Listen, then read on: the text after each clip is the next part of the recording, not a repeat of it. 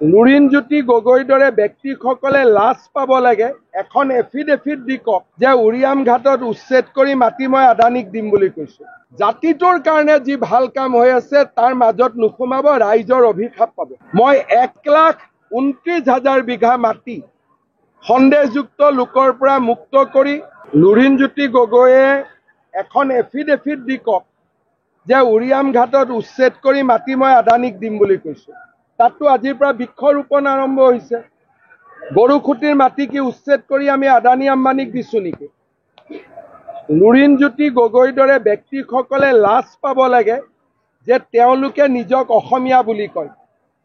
আজি কোনেও অসম আন্দোলনৰ পিছত এজনো সন্দেহযুক্ত লোকৰ এটা ঘৰো ভাঙিব পৰা নাছিল।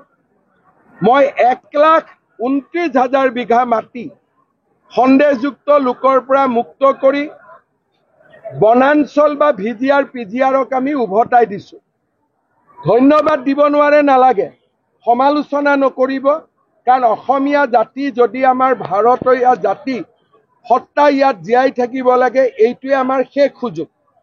আপুনি কংগ্ৰেছৰ ওচৰত আত্মসমৰ্পণ কৰিছে, কৰক, মোৰ আপত্তি নাই, কিন্তু জাতিটোৰ কাৰণে যি ভাল কাম হৈ আছে তাৰ মাজত নোসোমাব, ৰাইজৰ অভিশাপ পাব। লুৰিণজ্যোতি গগৈয়ে এখন এফিডেভিট দি কওক যে উৰিয়াম ঘাটত উচ্ছেদ কৰি মাটি মই আদানীক দিম বুলি কৈছো।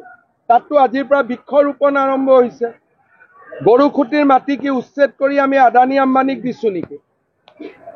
লুৰিণজ্যোতি গগৈৰ দৰে ব্যক্তিসকলে লাজ পাব লাগে যে তেওঁলোকে নিজক অসমীয়া বুলি কয়। আজি কোনেও অসম আন্দোলনৰ পিছত এজনো সন্দেহযুক্ত লোকৰ এটা ঘৰো ভাঙিব পৰা নাছিল।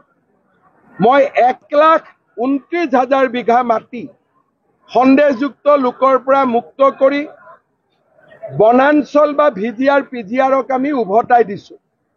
ধন্যবাদ দিব নোৱাৰে, নালাগে, সমালোচনা নকৰিব, কাৰণ অসমীয়া জাতি যদি আমাৰ ভাৰতীয় জাতি সত্তা ইয়াত জীয়াই থাকিব লাগে, এইটোৱে আমাৰ শেষ সুযোগ। আপুনি কংগ্ৰেছৰ ওচৰত আত্মসমৰ্পণ কৰিছে, কৰক, মোৰ আপত্তি নাই, কিন্তু জাতিটোৰ কাৰণে যি ভাল কাম হৈ আছে তাৰ মাজত